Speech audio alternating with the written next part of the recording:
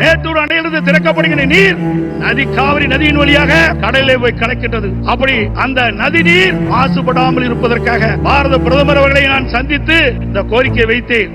நடந்தாய் வாழி காவிரி திட்டம் சுமார் 14,000 கோடி இந்த திட்டத்திற்கு நிதி தேவை. கொடுத்த உடனே அவர் பார்த்தார், அற்புதமான திட்டம், இந்த திட்டத்தை நிச்சயமாக நிறைவேற்றி தருவேன் என்று சொல்லி மேதக குடியரசுத் தலைவர் உரையிலே இடம்பெற செய்து கடந்த 2024 ஆண்டு அதற்கு அனுமதி கொடுக்கப்பட்டது. ஆனால் இந்த அரசு முடக்கி வைத்திருக்கிறது. சிந்தித்து பாருங்கள், 14,000 கோடி. காவிரி நதியிலே கரை ஓரமாக இருக்கின்ற கழிவு நீர்கள் அந்த நதியிலே கலக்கின்ற பொழுது நீர் மாசுபடுகிறது. அதை சுத்தகரித்து காவிரி நதியிலே வந்து கலக்கின்ற பொழுது சுத்தமான நீராக இருக்கும்.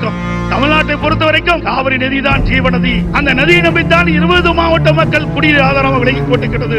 அப்படிப்பட்ட அற்புதமான திட்டத்தை நமக்கு வழங்கினார். அரசியல் காழ்ப்புணர்ச்சியின் காரணமாக அந்த திட்டத்தை நிறுத்தி வைத்திருக்கின்றார்கள்.